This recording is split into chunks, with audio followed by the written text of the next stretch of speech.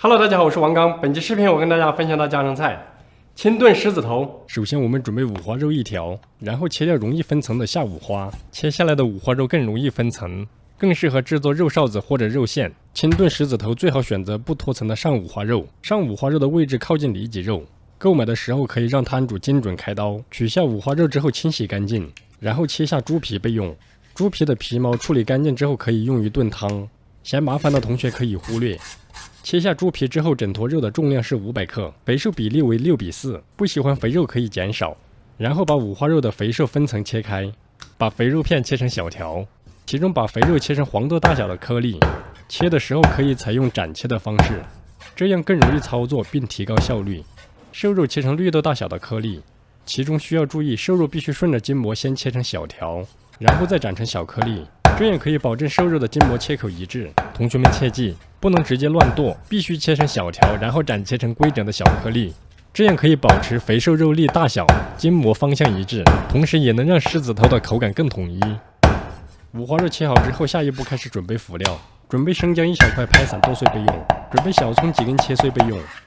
然后在盆中加入食用盐9克，加入胡椒粉少许，加入清汤150克，分多次加入。加清汤打肉的目的是使其更加的软嫩，没有清汤也可以用清水代替。水分吸收完成之后，加入鸡蛋清1个，搅拌均匀。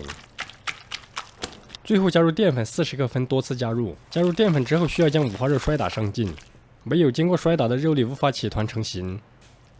摔打的目的是让瘦肉粒产生胶质，这样狮子头下锅炖煮的时候才容易成团不散。以下是经过充分摔打之后的效果。最后准备适量的马蹄切成颗粒放入盆中，再准备生姜1小块切成姜片备用。下一步开始炖狮子头，将处理好的猪皮和生姜下锅，待清汤烧开之后，再次将猪肉拌匀，最后再团成80个左右的丸子下锅。狮子头下锅之后，全程都需要保持小火，大火容易将狮子头冲散，影响卖相。狮子头下锅小火受热之后，会逐步浮起来。待全部浮起来之后，再用大白菜将其完全盖住，这样的目的是吸收白菜中的鲜甜味，同时也可以减少炖煮的时候水分蒸发。然后锅中加入适量的盐调汤的底味，最后保持小火炖2个半小时即可。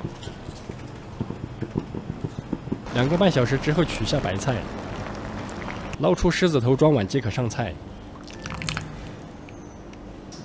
一道非常美味的清炖狮子头就制作完成。下面开始技术总结。第一，家庭制作只需要半斤五花肉即可，半斤肉大约出菜4颗狮子头，每颗狮子头约80克左右。第二，如果不喜欢太油腻，可以把肥瘦比例调至为肥4瘦6，传统比例为肥6瘦4，肥瘦比例不能用重量来计算，需要用体积算。第三，狮子头必须炖2个小时以上，这样才有软嫩肉质松散、肥而不腻的效果。清炖狮子头的技术总结完毕。关注美食作家王刚，这里总有一款属于你的菜。